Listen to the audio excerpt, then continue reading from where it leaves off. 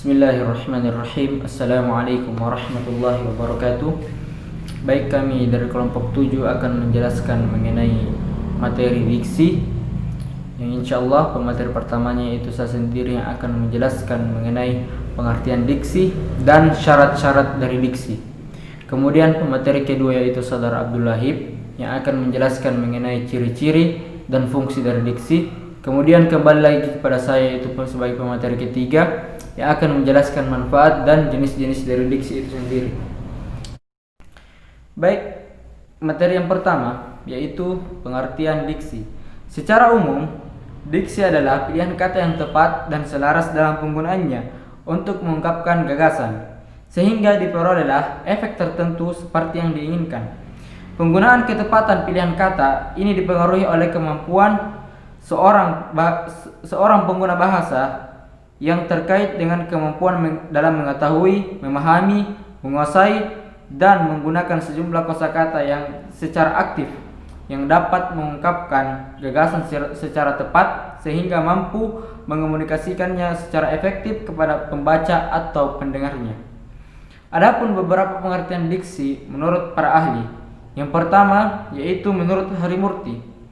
Menurut Harimurti, pengertian diksi adalah pilihan kata dan kejelasan lafaz untuk memperoleh efek tertentu dalam berbicara di depan umum atau untuk mengarang. Yang kedua, menurut Garis Keraf. Menurut Garis Keraf, diksi terbagi menjadi dua pengertian.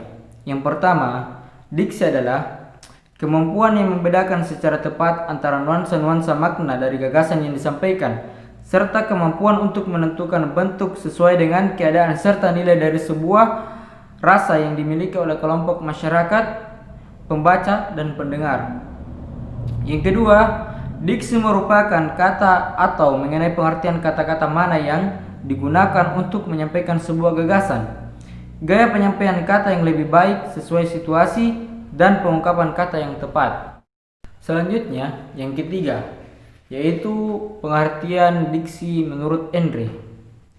Menurut Endre, diksi adalah penggunaan kata yang sesuai untuk mewakili pikiran dan juga perasaan yang ingin dinyatakan dalam suatu pola untuk kalimat. Yang keempat, menurut Susilo Mansaruddin. Menurut Susilo Mansaruddin, diksi adalah pilihan kata, pemakaian kata yang cermat, tepat, dan benar dapat membantu pemberian nilai pada suatu kata. Pilihan kata yang sesuai dengan kata lain adalah tepat untuk mencegah dari kesalahan penafsiran yang berbeda. Yang keempat, menurut Widya Martaya. Menurut Widya Martaya, diksi adalah kemampuan seseorang yang bisa membedakan secara tepat suatu nuansa-nuansa makna yang tepat dengan gagasan yang disampaikannya, dan kemampuan tersebut yang sesuai dengan kehendak, dengan situasi dan nilai rasa yang dimiliki oleh kelompok masyarakat, pendengar, dan pembacanya. Yang keenam, menurut Kamus Besar Bahasa Indonesia, diksi adalah pemilihan kata yang memiliki makna yang tepat, selaras, dan dalam penggunaannya memiliki kecocokan dalam mengungkapkan gagasan dengan pokok pembicaraan tersebut. Materi yang selanjutnya yaitu mengenai syarat-syarat dari diksi. Secara umum, ada beberapa syarat dari diksi itu sendiri. Yang pertama, yaitu ketepatan dalam pemilihan kata dalam menyampaikan suatu gagasan.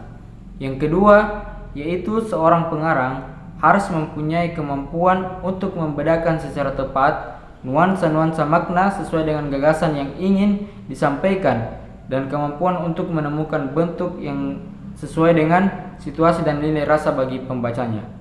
Yang ketiga, menguasai berbagai macam kosakata dan mampu memanfaatkan kata-kata tersebut menjadi sebuah kalimat yang jelas, efektif, dan mudah dimengerti. Yang selanjutnya yaitu beberapa syarat-syarat dari diksi menurut Dr. Garis Keraf. Yang pertama yaitu penggunaan kata konotasi dan denotasi secara cermat. Yang kedua, penggunaan kata sinonim atau hampir sama maknanya secara cermat. Yang ketiga, dapat membedakan kata-kata yang memiliki ejaan yang mirip. Yang keempat, penggunaan kata kerja pada kata depan harus secara idiomatis. Yang selanjutnya, harus dapat membedakan antara kata khusus dan kata umum dalam tulisan atau pidato agar ketepatan diksi terjamin. Selanjutnya, yang terakhir, memperhatikan pemilihan kata yang tepat secara berkelanjutan dalam suatu tulisan ataupun pidato. Baik, mungkin hanya itu yang dapat saya sampaikan. Selanjutnya menuju ke saudara Abdul Lahib yang akan menjelaskan mengenai fungsi dan ciri-ciri dari diksi itu sendiri. Assalamualaikum wabarakatuh. Perkenalkan, nama saya Abdul Lahib. Saya perwakilan dari kelompok 7. Di sini saya akan menjelaskan ciri-ciri diksi dan fungsi diksi. Baik, yang pertama yaitu ciri-ciri diksi atau karakteristik diksi. Di antaranya yaitu yang pertama, tepat dalam pemeliharaan kata untuk dapat mengungkapkan gagasan juga hal-hal yang diamanatkan. Kedua, dapat digunakan untuk membedakan secara tepat nuansa makna serta bentuk yang sesuai dengan gagasan serta juga situasi serta nilai rasa pembaca. Yang ketiga yaitu dapat digunakan untuk membedakan secara tepat nuansa makna serta bentuk yang sesuai dengan gagasan serta juga situasi yang serta nilai rasa pembaca. Yang keempat yaitu menggunakan pembenaran kata yang dipunyai masyarakat bahasanya serta dapat menggairahkan dan juga memberdayakan kekayaan itu menjadi jaring kata yang jelas. Yang kedua yaitu fungsi diksi. Adapun fungsi diksi yaitu yang pertama, membuat pembaca memahami apa yang disampaikan penulis atau pengarang. Yang kedua, membuat komunikasi lebih efektif dan juga lebih efisien. Yang ketiga, menggambarkan ekspektasi yang ada pada gagasan. Membentuk gagasan yang tepat, fungsi diksi. Baik, itu saja yang dapat saya sampaikan. Lebih dan kurangnya mohon dimaafkan. Assalamualaikum warahmatullahi wabarakatuh. Bismillah, Assalamualaikum warahmatullahi wabarakatuh. Baik, telah berlalu penjelasan dari teman kelompok saya mengenai pengertian, syarat, ciri-ciri dan fungsi dari diksi. Insyaallah saya sendiri atas nama Abdullah Ghaffar Syarda akan menjelaskan mengenai manfaat dan jenis-jenis dari diksi. Yang pertama, manfaat dari diksi. Manfaat dari diksi bagi para pendengar dan pembaca yaitu agar dapat membedakan kata-kata atau kalimat-kalimat yang bermakna konotatif, denotatif, sinonim, antonim, dan kata-kata yang hampir mirip. Sedangkan bagi para penulis, diksi bermanfaat agar penulis dapat membedakan kata-kata yang ditulisnya sendiri dan kata-kata yang dikutipnya dari orang lain. Yang kedua, jenis-jenis diksi. Berdasarkan maknanya, jenis diksi terbagi menjadi dua, yaitu makna konotatif dan denotatif. Makna konotatif adalah kata-kata atau kalimat yang mempunyai arti bukan yang sebenarnya. Contohnya, Andi itu kepala batu. Kata kepala batu di sini tidak menunjukkan bahwasanya Andi itu kepalanya batu, melainkan kata kepala batu di sini mengartikan Andi itu orangnya pemalas. Yang kedua yaitu denotatif.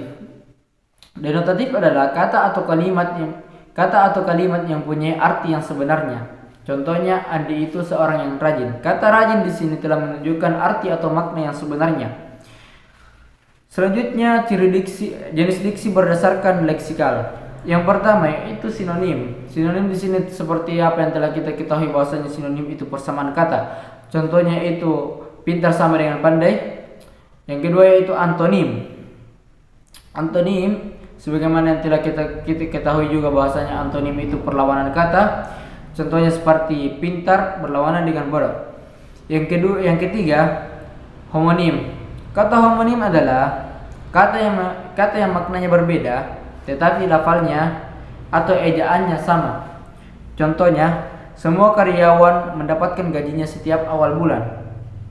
Kalimat yang kedua, bulan purnama ini terlihat bulat dan penuh di malam hari.